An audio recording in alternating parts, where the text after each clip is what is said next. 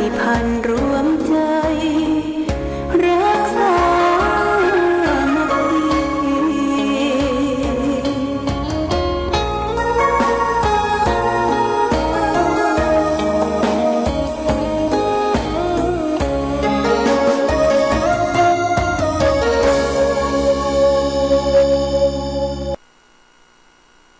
เจริญสุขสาธุชนเจริญสุขศรัทธาสาธุชนญาติโยมท่านพุทธบริษัททั้งหลายวันนี้รายการธรรมะประทีปส่องต่างก็ได้มาพบปะกับพ่อแม่พี่น้องศรัทธาสาธุชนญาติโยมแห่งครั้งหนึ่งวันนี้เป็นวันอังคารที่7เดือนมีนาคมพุทธศักราช2566ซึ่งตรงกับเดือน6เหนือเดือน4ใต้แรม1ค่ำหลังจากตะวันนี้ก็เป็นวันพระวันศีลใหญ่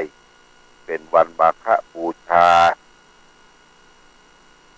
หมู่เฮาชาวพุทธทั้งหลาย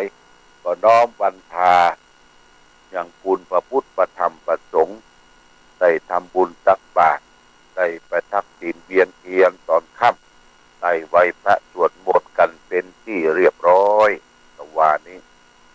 ทุกที่ทุกแห่งทุกคนบอกว่าส่วนกลางทั้งราชการบ้านเมือง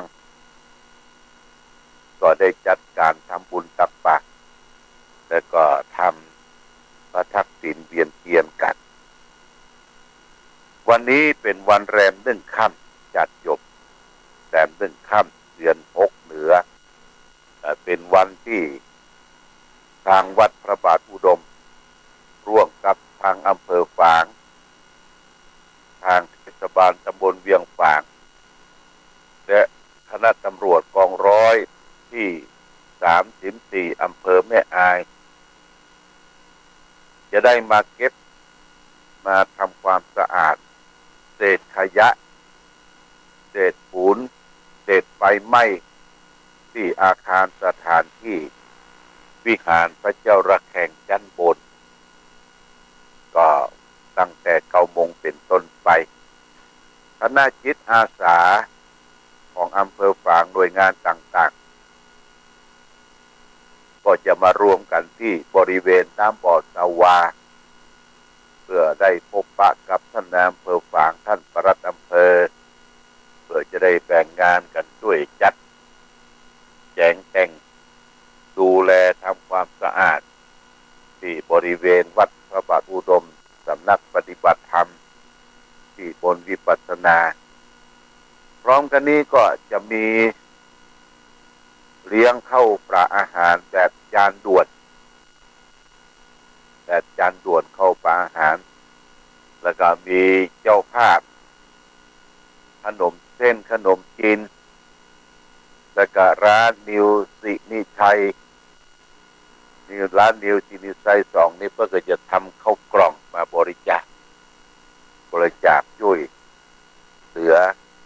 เพื่อแผ่แก่ปี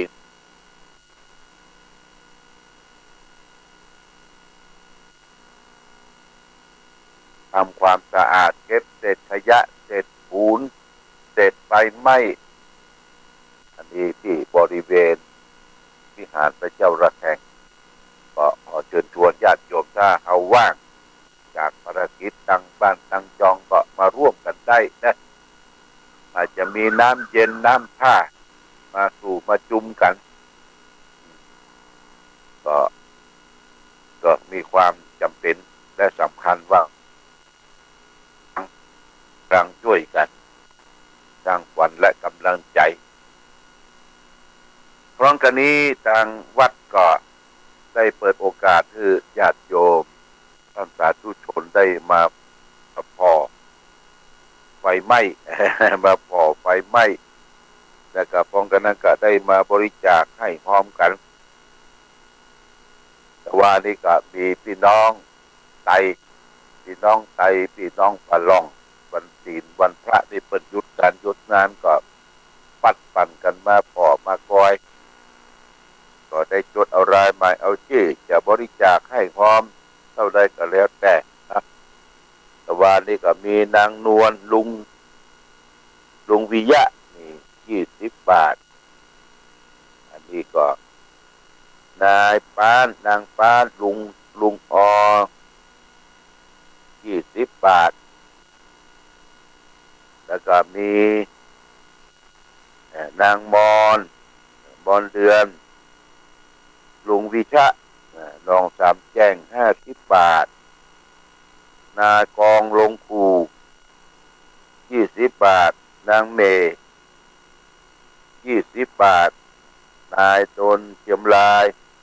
ในรอดเชียมราย20 บาทแล้วก็นสวัยเชียมราย30 บาทเด็กหญิงภูไรพรเชียมราย30 บาทจองเชียมราย40 บาทอันนี้ส่วนมากก็จะเป็นศรัทธาพี่น้องปะล่องเนาะลูกหลานพร้อมกันนั้นก็มีนางสาวเงินลุงค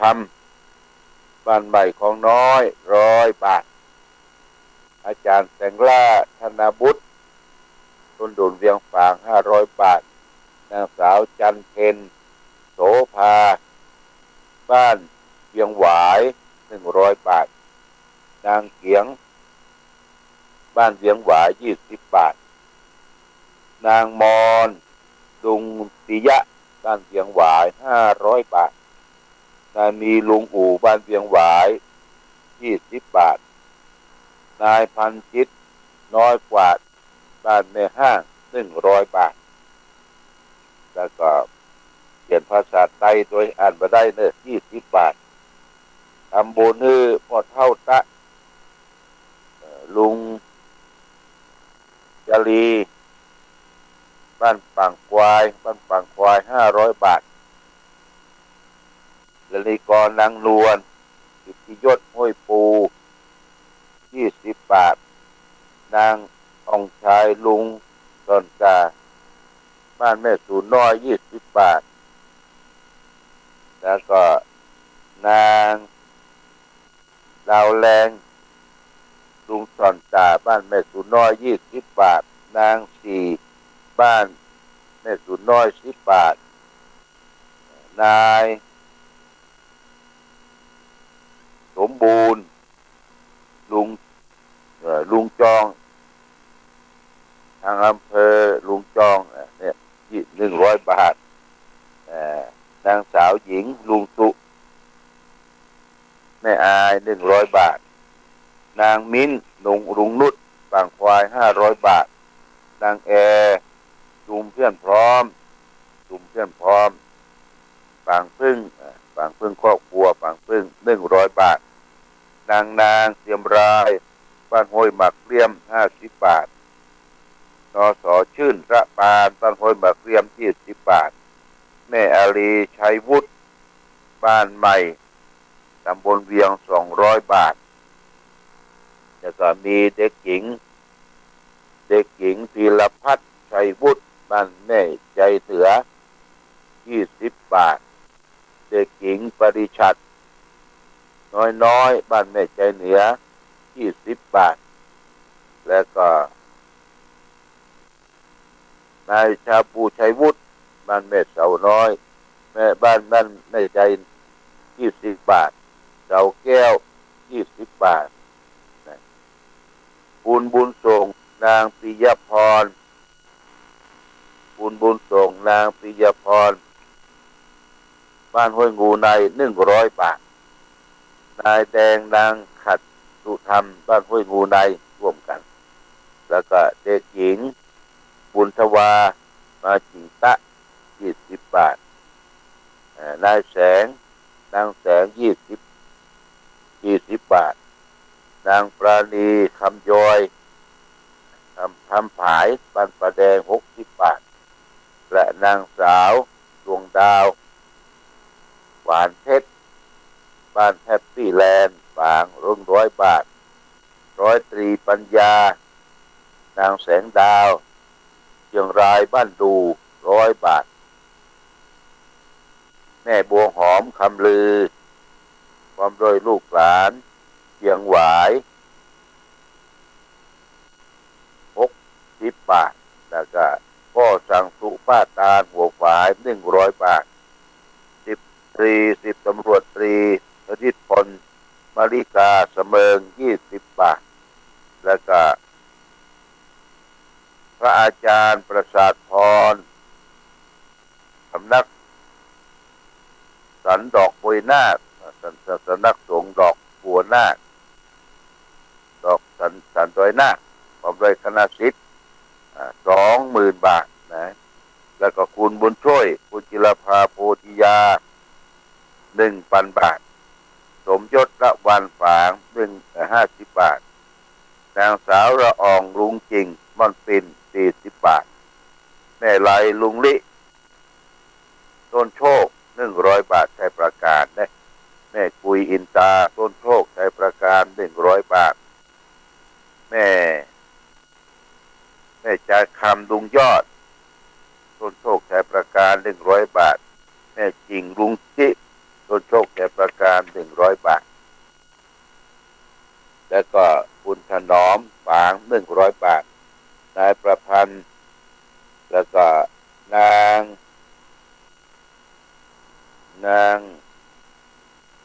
วัชรกุลนะอันนี้เชียงราย100 บาท